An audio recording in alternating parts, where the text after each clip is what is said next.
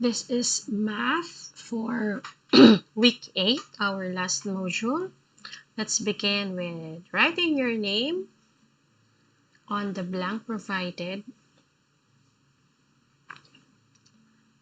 Okay, our Smile Learners Pocket for Math Week 8. It's about comparing and ordering numbers up to 100 using relation symbol.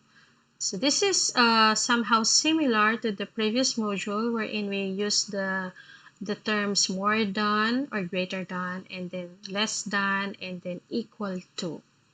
Okay, but we are going to concentrate more on using those symbols, and the second part is ordering numbers. It means we are going to arrange them from least to greatest or greatest to least. Okay, adalanta. Magbilang in increasing order puon sa 1 hanggang 100. So, the usual way of counting numbers, it is in increasing numbers. So, when we say increasing, papataas. Ano? So, do you remember the term increasing? So, when we mean increasing, we are counting, count up. So, if you start from 1, 2, 3, 4, so on and so forth until 100. So the way you count them is, the way you count it is in increasing order. Okay, next, magbilang nin decreasing order. What do you mean by decreasing order? It's the other way around. You start from the highest down to the least. So from this number chart, the highest is, or the greatest number is 100. So if you start from 100 and then you follow with 99, 98, 97, 96, 95, 94, 95, 93, 92, 91, and so on and so forth until you reach 1. So it means you are counting in decreasing order. So when we say decreasing order, you start from the highest down to the lowest or least number. Okay. Ang paggamit ng simbolong greater than, less than, and equal.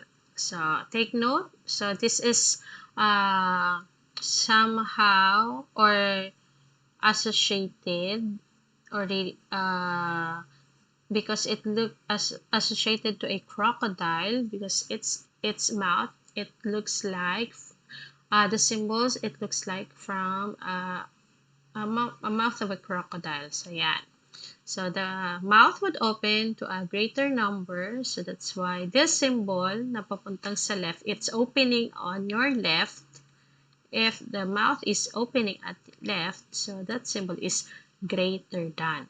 So if both values are the same, so that's when we use the symbol equal sign or equal symbol, or we can say it as equal to.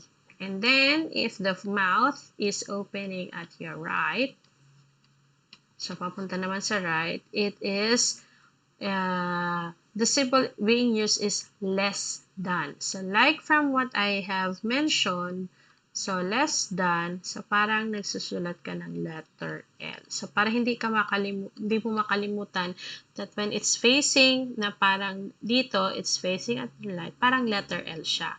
So pag hindi naman, if it doesn't look an L, parang baliktad, so it means this is the other way around, which is greater than. So parati yan, point of reference is at the left. So yun mo unang tinitingnan if we are going to compare two values. Okay, so we have here the greater than kung mas dakol o halangkaw ang nasa walang set. If the value is greater at your left. So that's what I have mentioned.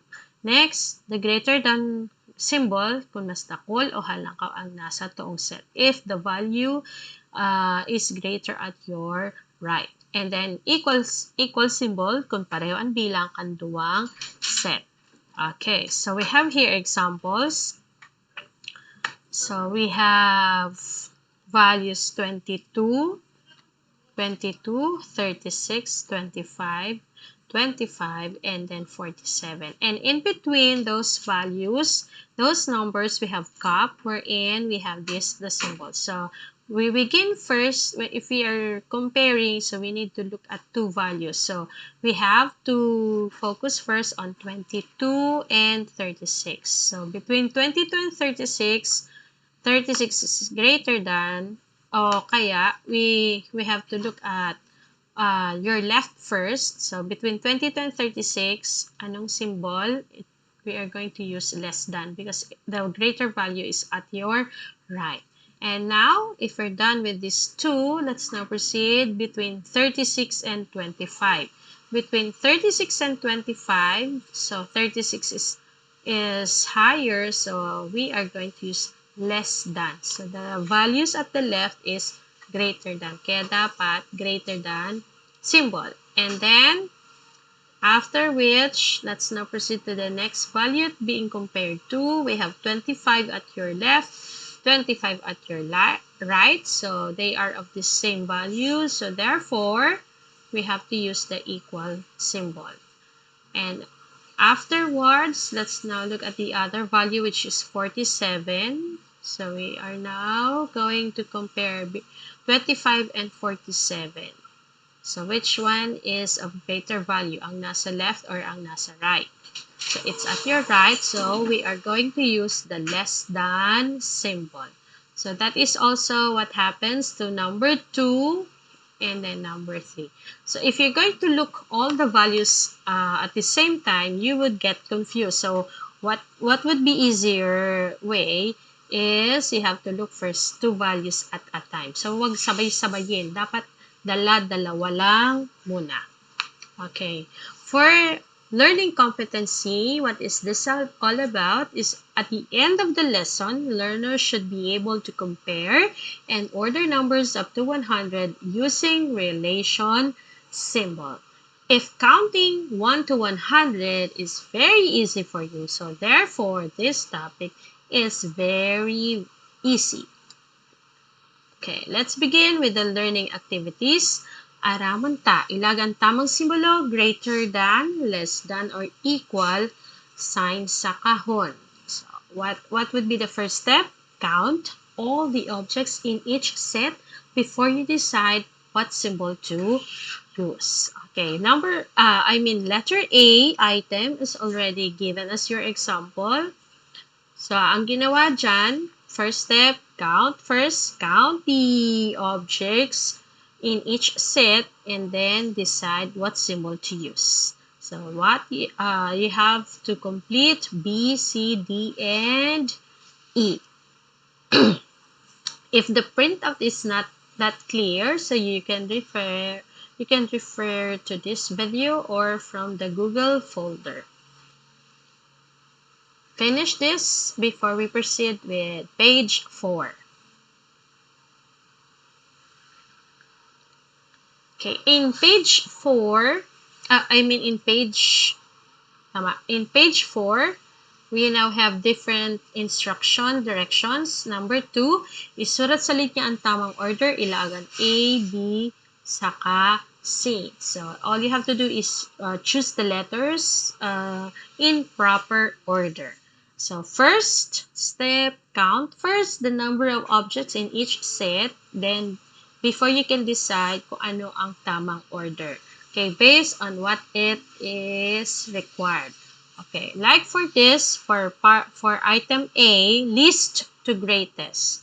Okay, how did it come up with BCA? So first, count first. Pwede kayong magsulat dito. So for you not to forget the number the number for each set. So this is 1, 2, 3. So isulat nyo. Wag nang erasin. And this is 1 and this is 2.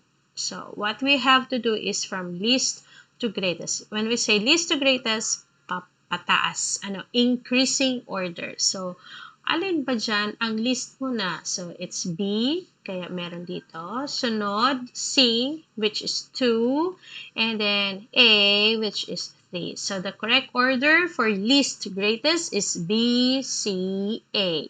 Kasi ang B is 1, ang C is 2, there are 2 objects. Ang set A has 3 objects. So, tama. Increasing order. 1, 2, 3. So, that is what you have to do for B.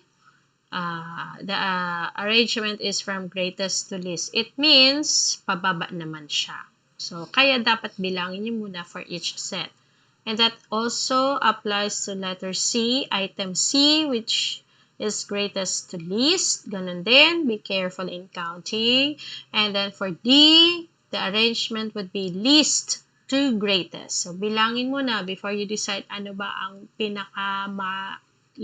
pinakamaliit na value dyan.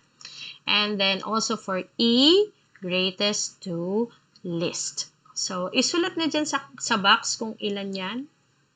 So, wag nang erasin. It's okay if you need to write, parang gawin mo na rin tong scratch, okay na din. Pause so that you can finish page 4 and resume if you're ready for the next page. Part B, intindihan ta, bilugan, ang nawawarang numero. So, okay. So, what is missing is the other number to be compared with. So, may nakalagay na, ang given siya symbol. So, we now have the symbol. Meron ng the other value. So, ano ang makakakumpleto? So, we have choices 8, 9, 10, 11. Ano ang pwedeng item na that would complete the item na blank is less than 9? So, wala nang iba dyan. Anong mas mababa sa 9? It's 8. Kaya 8 ang may encircle. So, that will also for the next item. So, 20 naman. 20 is less than, ano ang mas nakakataas sa 20? So that you will complete the statement. 20 is less than blank. Next one, ay very easy ito. 100 is equal to blank. So you have choices 60, 70, 90, or 100. Next, for 45, so nakalagay dito, 45 is greater than, anong number siya? Is it 49, 47, 45, or 43? Bilugan. Next, blank is greater than 32. Mas malaki sa 32. Is it 27, 40, 30, or 12? Okay, so do not get confused with the symbol. So if it's facing the number, it means you need to look for that na dapat mas mababa. Pero naman, kung if it's facing the other way around, ibig sabihin, maghahanap ka ng number na mas mataas sa kanya. So, pause this part so that you can finish. And then you're ready for the next part. Gibuhon ta. Isulat sa trend ang mga numero from least to greatest. So, an example is already given. So, hanapin mo na dyan pinakabababa. So, that will be written on the first, first card. So, yan. So, ang order niya, least to greatest, is 13, 17, 18, 19, 20. So, that is what you have to do for item B, C, D, and E. I-pause para mapag-isipan ng maayos kung ano ba ang mauuna with order least to greatest. Okay, so yung mga box na yan, that will serve as your clue. Ano bang pinakamababang number? So, put it in the smallest box. Pause para matapos ang number 5. And then you can proceed with the next directions. Isulat sa trend ang mga numero from greatest to least. So, pabaliktad naman. So, we are going to begin with the greatest number. So, pababa until the least one. So, that is what you have to do for B, C, D, and E. So, pause muna para you will be ready for the next item. Ilaag ang tamang simbolo sa box kung greater than, less than, or equal. So, yan. Dapat you can still remember how to count from 1 to 100. That will be helpful for you to finish this item B hanggang item J.